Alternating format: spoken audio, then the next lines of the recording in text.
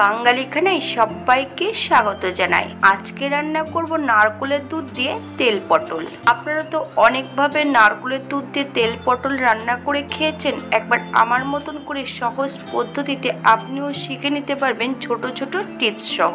তবে আমি আজকে এখানে কিভাবে নারকেলের দুধ দিয়ে তেল পটল করলাম, চলুন সেটা একবার দেখে নেওয়া যাক ভিডিওর মাধ্যমে। আমি বেশ কয়েকটা পটল জলের মধ্যে আগের থেকে ভিজিয়ে রেখেছি। পটলগুলো কাটা আপনাদের দেখিয়ে দেব কিভাবে ডিজাইন করে পটল কাটতে হয়।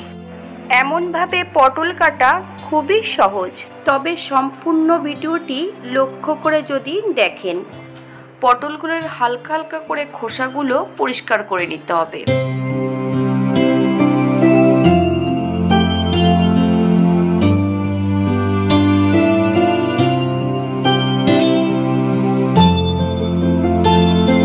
সম্পূর্ণ পটলটার আমি খোসাটা পরিষ্কার করে নিয়েছি, তবে মাঝখানে হালকা করে খোসা রেখে দিয়েছি। আপনারা সম্পূর্ণ খোসা পরিষ্কার করে নিতে পারেন। পটলের একটা সাইড হালকা করে কাট দিয়ে নিতে হবে। তবে ভিডিওটা যদি আপনারা লক্ষ্য করেন তাহলে আপনারা নিজেরাও এই পটল কাটাটা শিখে নিতে পারবেন। একইভাবে দ্বিতীয় পাশেও আমি পটলটার কেটে নেব। হাতে যদি সময় থাকে তাহলে একটা লাইক কমেন্ট করবেন। আপনাদের একটা লাইক একটা কমেন্ট আমার কাজের মাত্রাটা অনেকটা বাড়িয়ে দেয়। ভিডিওটি যদি ভালো লেগে থাকে তাহলে চ্যানেলটি সাবস্ক্রাইব করে পাশে থাকবেন। পাশে থাকা বেলটি বাজিয়ে দেবেন, নইলে নিত্য নতুন রান্নার নোটিফিকেশন পাবেন না।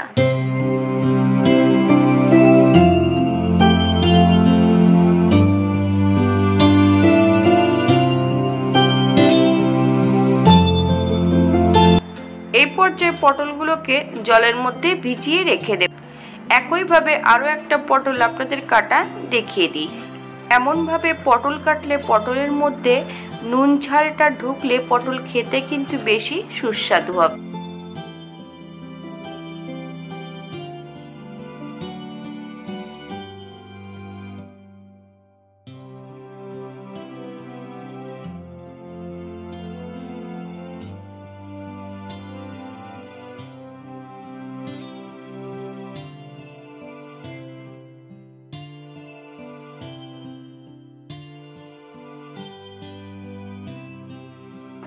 সম্পূর্ণ পটলগুলো কেটে নিয়েছি। 10 থেকে 15 মিনিটের মতো ঠান্ডা জলের মধ্যে পটলগুলো ভিজিয়ে রেখে দিতে হবে। অপর দিক থেকে এবার একটা মশলা বেটে নেব। 1 চামচ জিরে আর 5-6টা কাঁচা লঙ্কা। আপনারা লঙ্কাটা পছন্দ মতন অ্যাড করবেন। বেশ মিহি করে বেটে নিতে হবে। একটা কড়াইতে বেশ কিছুটা সরষের তেল অ্যাড করব। সামান্য একটু হলুদ গুঁড়ো দিয়ে পটলগুলো ভেজে নিতে হবে। তবে আপনারা পটলের গায়েও হলুদ গুঁড়োটা লাগিয়ে নিতে পারেন। আমি কিন্তু এই পর্যায়ে কোনো নুন অ্যাড করব না। পটল ভাজার সময় যদি নুন অ্যাড করা হয় তাহলে পটলের নিজস্ব জলটা বেরিয়ে গেলে পটলগুলো আর ভাজা হবে না, তখন পটলগুলো সেদ্ধ হয়ে যাবে।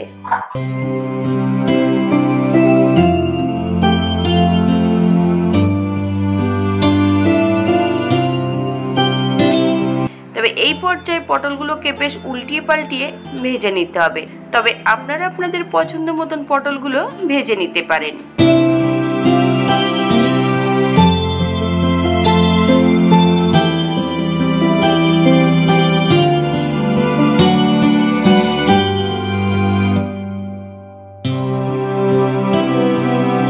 এই পর্যায়ে সম্পূর্ণ পটলগুলো তেল থেকে তুলে নিতে হবে।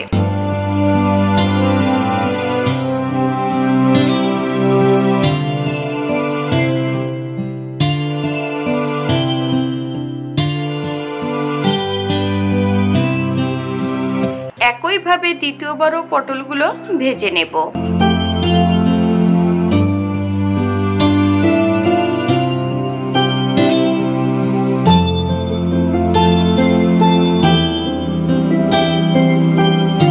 সম্পূর্ণ পটলগুলো ভেজে নিয়েছি। একই পটলের মধ্যে প্রথমবারের পটল ভাজাগুলো অ্যাড করব। এই পর্যায়ে অ্যাড করব সম্পূর্ণ বাটা মশলা, 1/2 চামচ নুন, 1/2 চামচ হলুদ গুঁড়ো, বেশ কয়েকটা গোটা কাঁচা লঙ্কা অ্যাড করব। তবে আপনারা নুনটা স্বাদ অনুসারে অ্যাড করবেন। লঙ্কা যদি পছন্দ করেন তাহলে পরিমাণে বাড়িয়ে দিতে পারেন।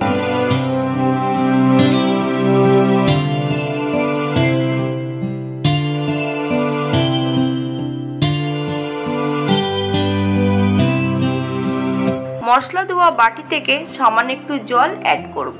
মশলা থেকে যতক্ষণ তেল না ছাড়বে ততক্ষণ মশলাটা বেশ ভালো করে কষিয়ে নিতে হবে পটল সহ, অথবা মশলা থেকে যতক্ষণ কাঁচা গন্ধ ছাড়বে ততক্ষণ মশলাটা কষিয়ে নিলেই হবে। এই পর্যায়ে অ্যাড করব হাফ কাপ নারকেলের দুধ। তবে আমি এখানে কিন্তু নারকেলের দুধটা নয়, নারকেলের মালাইটা অ্যাড করব।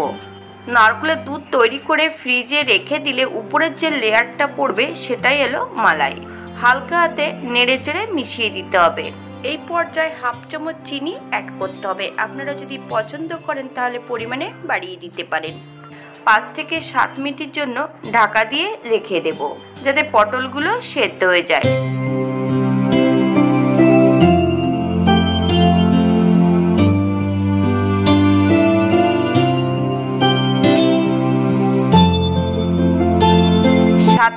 পর ঢাকা খুলে হালকা হাতে একটু নেড়ে চেড়ে দিতে হবে। এই পর্যায়ে অ্যাড করব 1 চামচ কাঁচা সর্ষের তেল। আপনারা যদি পছন্দ করেন তাহলে পরিমাণে বাড়িয়ে দিতে পারেন।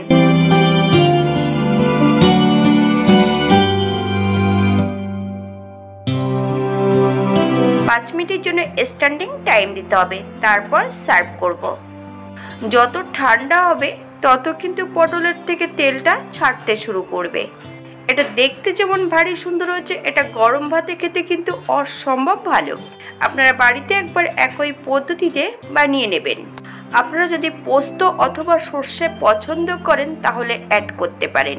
যখনই নারকেলের দুধ দিয়ে রান্না করবেন মশলার পরিমাণটা কম দিয়ে রান্না করবেন, তাহলে নারকেলের দুধের নিজস্ব স্বাদ ও গন্ধটা বজিয়ে থাকবে। সম্পূর্ণ নিরামিষ, আপনারা যে কোনো নিরামিষের দিনে এটা রান্না করতেই পারেন। আজকের ভিডিওটি এই পর্যন্ত। সবাই সুস্থ থাকবেন, ভালো থাকবেন। ওর নতুন নতুন রেসিপি নিয়ে আপনাদের সামনে আবার আমি হাজির হব। নতুন ও পুরনো সকল বন্ধুদের অসংখ্য ধন্যবাদ ভিডিওটি দেখার জন্য।